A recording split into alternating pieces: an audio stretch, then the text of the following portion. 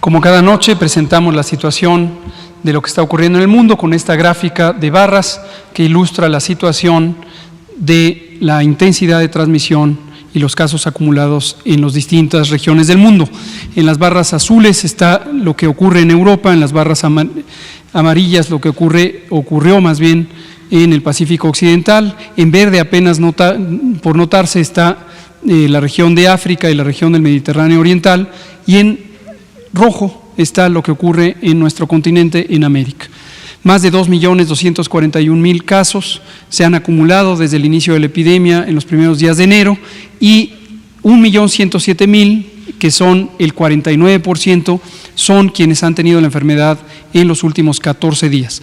Pueden notar, como lo decimos todos los días, que esta proporción ha ido disminuyendo. Esto es porque estamos apreciando ya que la epidemia en la región europea está en una fase, en algunos países ya en declive, en otros ya en una fase de estabilidad, donde ya no se están agregando una cantidad importante de personas enfermas en las últimas 2 semanas.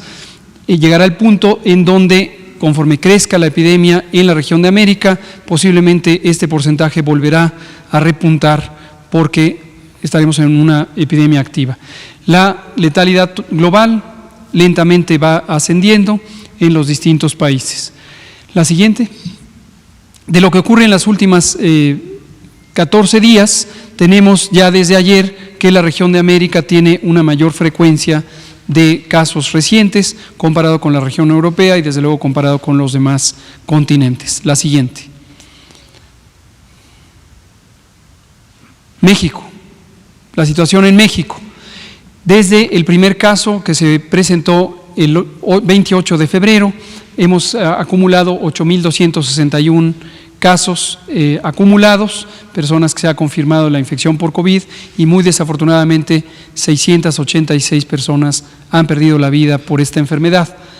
Tenemos también que casi 50.000 personas han sido estudiadas y, como hemos indicado, el mapa cada vez está en los colores que representa un mayor número de casos confirmados en las distintas entidades federativas, aunque existe un predominio en las zonas metropolitanas, también en ciudades de tamaño intermedio se presenta transmisión y por eso se han pintado de este color amarillo o rojo los distintos estados con transmisión más importante. Veremos en unos momentos el mapa municipal para apreciar también la distribución en pequeños territorios. La siguiente.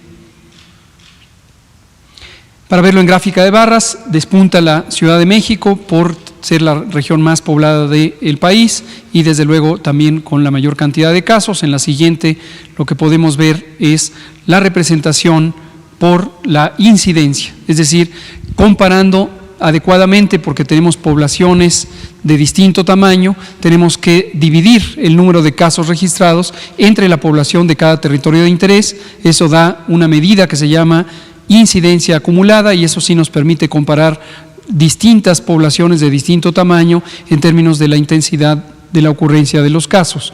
No ha habido cambios significativos en los últimos días y esta es la misma idea que hemos estado transmitiendo por lo menos en los últimos 12 días de que la zona metropolitana del Valle de México, las zonas metropolitanas de Guadalajara y Monterrey, así como las zonas más pobladas en la península de Baja California y en el estado de Quintana Roo es donde encontramos mayor transmisión. La siguiente. Igualmente, cuando lo vemos en una gráfica de barras para poder comparar de manera directa o fácil en términos cuantitativos la incidencia acumulada en estos lugares, vemos la Ciudad de México que predomina, después las Baja Californias, después Quintana Roo y después el resto de las entidades federativas. La siguiente. Aquí está el mapa municipal. Les recuerdo que este mapa es parte de los datos abiertos del gobierno federal. Todo mundo puede hacer uso de este mapa, acceder a él y encontrar las bondades de su visualización. En el mapa en tiempo real, que se puede consultar en la página que está aquí abajo, hemos puesto ya todo en el sitio de gobierno de coronavirus.gov.mx, /datos, y este mapa es interactivo con pasar el cursor por cada uno de los municipios, se sobresale una ficha que indica la cantidad de casos confirmados. La siguiente, por favor.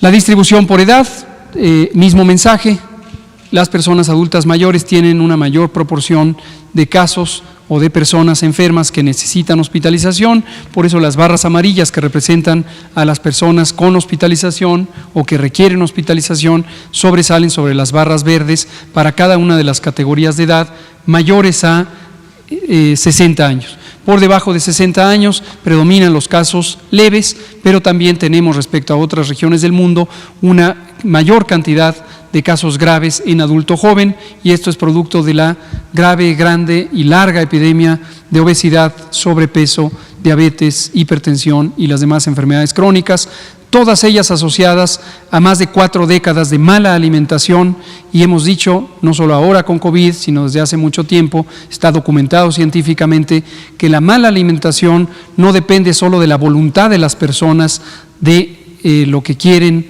y deciden comer, sino depende fundamentalmente de un exceso de oferta de alimentos de baja calidad, de muy alto poder calórico, muy bajo valor nutricional, y esto es lo que condiciona la dieta de las personas en México, porque hay un mayor acceso a los alimentos y las bebidas azucaradas que tienen muy bajo valor nutricional, pero muy alto poder calórico. Ese es el motor principal de la epidemia de obesidad, sobrepeso y diabetes en México. La siguiente. De acuerdo a la condición clínica de las personas al momento de su ingreso, tenemos esta cifra que ha variado muy poco. 5.6% de personas al momento de su ingreso requieren intubación, esto quiere decir se encuentran en condiciones de importante gravedad y requieren apoyo mecánico ventilatorio, y lo que ha variado un poco ha ido aumentando el número de personas hospitalizadas graves que no requieren aún terapia intensiva. Les recuerdo, esto lo hemos comentado algunas veces, y el doctor Reyes Terán, quien hoy nos va a hablar precisamente de la dinámica de hospitalización y del avance de los planes de reconversión en la zona metropolitana, en particular en los hospitales federales, nos comentará de este fenómeno en donde estas personas que llegan graves y se hospitalizan, una proporción de ellas finalmente termina requiriendo ventilación mecánica asistida. Afortunadamente, la gran mayoría de ellas se empiezan a recuperar, pasan a estadios menos graves y eventualmente pueden darse de alta. La siguiente. Cuando vemos los casos sospechosos y los casos confirmados, les dejamos esta información que quedará grabada en la transmisión. No entro en ningún detalle ahora, ayer hablábamos de esto, simplemente para indicar que las personas que se clasifican desde el punto de vista clínico epidemiológico como casos sospechosos, lo único que les distingue de los casos confirmados de COVID es que se hizo una prueba de laboratorio y quedaron como negativas, es decir, no tienen COVID, y entonces se clasifican o como confirmados o como descartados. Pero su condición clínica se identifica desde que son casos sospechosos y son personas que pueden tener enfermedad leve, con fiebre, tos, dolor de garganta, dolor muscular, escurrimiento nasal y enrojecimiento de los ojos, o bien personas que requieren hospitalización porque tienen un síndrome clínico que ayer comentábamos, que es la neumonía. La neumonía es la característica fundamental de la enfermedad COVID grave.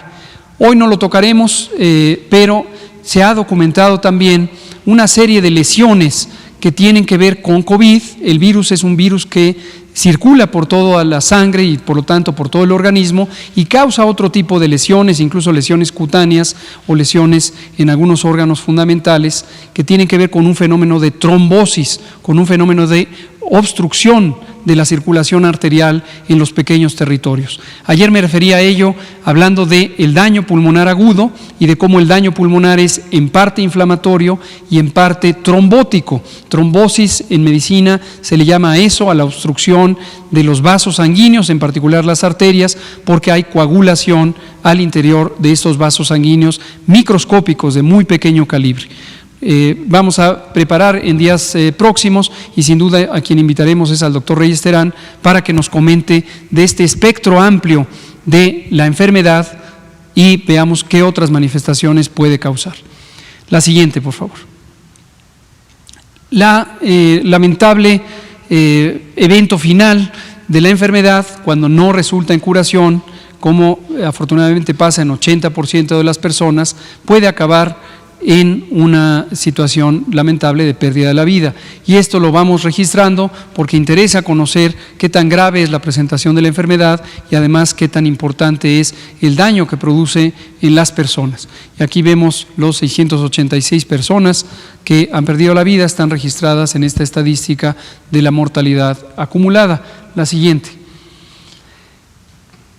Las características de enfermedad o las condiciones clínicas siguen siendo las mismas, no ha cambiado, como pueden ver ustedes, los porcentajes son prácticamente idénticos a lo largo de toda la epidemia y no se han registrado otras enfermedades que pudieran ser condicionantes del riesgo de mortalidad. Pero hoy sí quiero mencionar una que es de especial importancia porque es una comunidad que ha vivido por muchos años con el reto de tener alteraciones del sistema inmune, y es las personas que viven con VIH.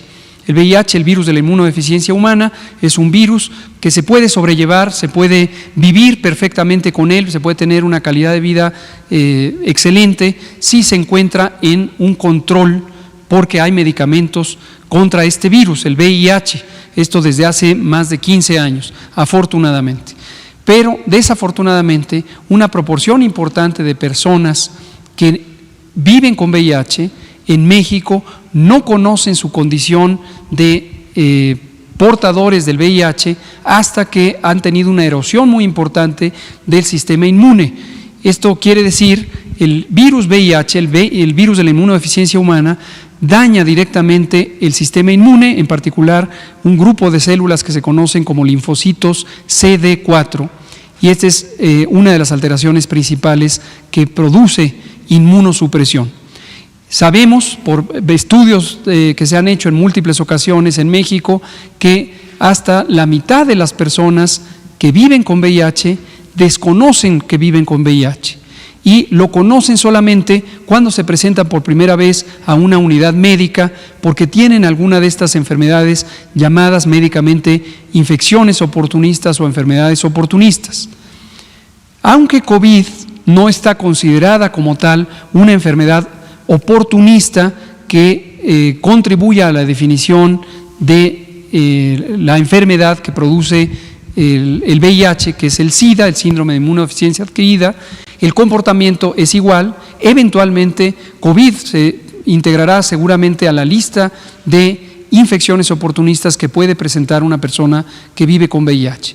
Entonces, hoy domingo, 19 de abril, quiero recordar la importancia de realizarse la prueba de VIH en las distintas comunidades que se conoce tienen una mayor frecuencia de infección por VIH.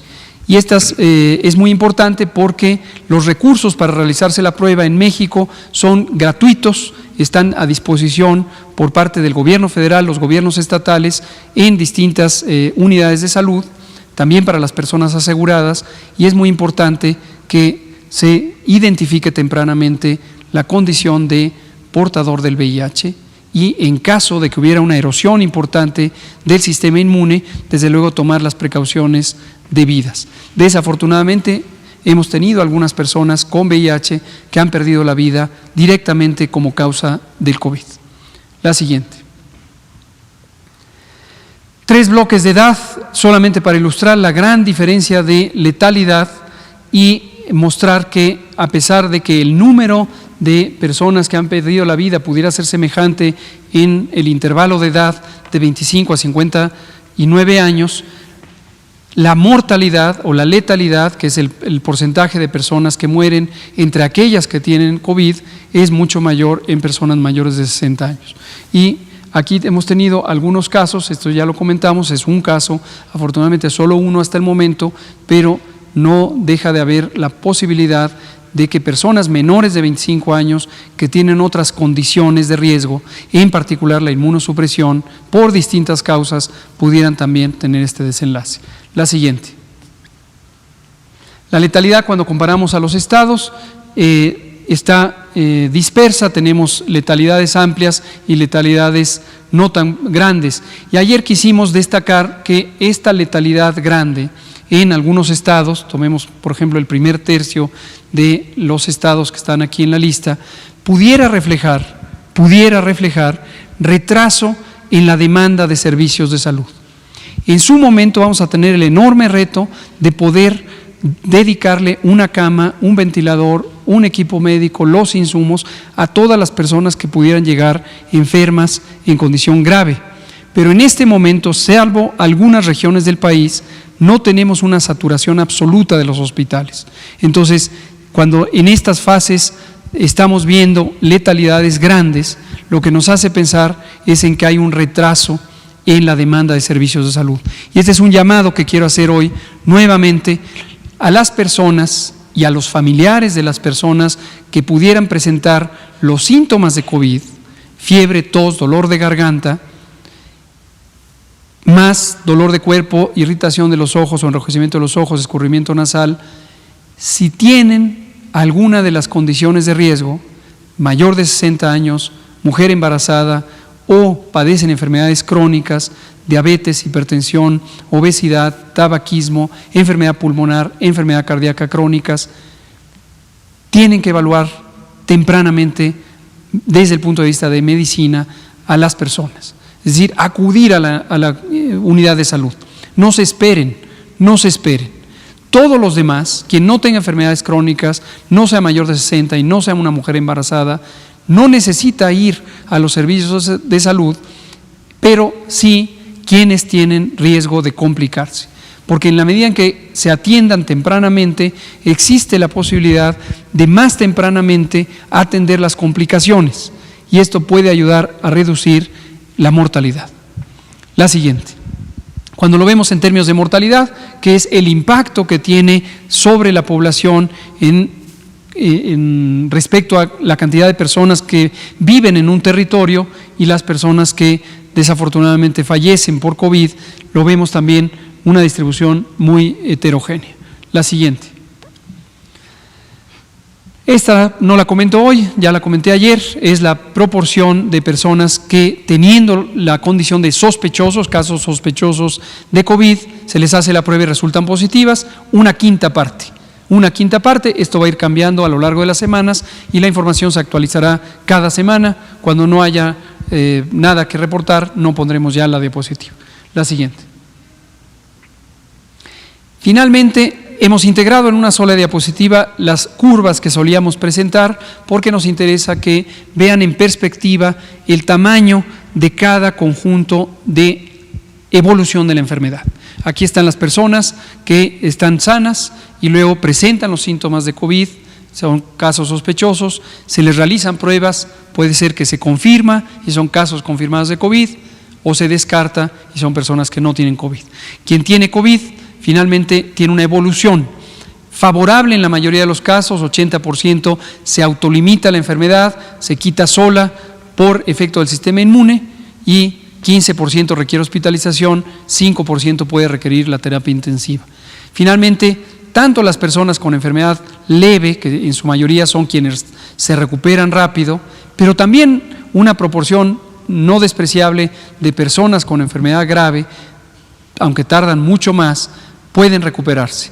Y esto se ve en la curva anaranjada, que donde tenemos los casos sospechosos acumulados, son los que llegan de origen, luego tenemos los casos positivos acumulados, los casos confirmados en la curva roja, tenemos también los casos que se han recuperado y desafortunadamente las personas que han perdido la vida. Entonces, de este conjunto, que son los casos confirmados, se pueden distribuir al paso de 14 días en los casos leves, varios días más, hasta semanas en las personas con enfermedad grave, en recuperados o en defunciones en alguno de los dos conjuntos. Me parece que es la última. ¿Sí? ¿Quedan dos más? Bueno, sí. Bueno, es lo mismo. Aquí quisimos hacer un detalle. Son los casos recuperados, aparecen en la línea de color aguamarina en la gráfica anterior para poderlos ver de manera más clara. Ahí está la suma, 3.087 casos, que alguno de ustedes me preguntaba ayer de manera específica. Y aquí, la curva epidémica,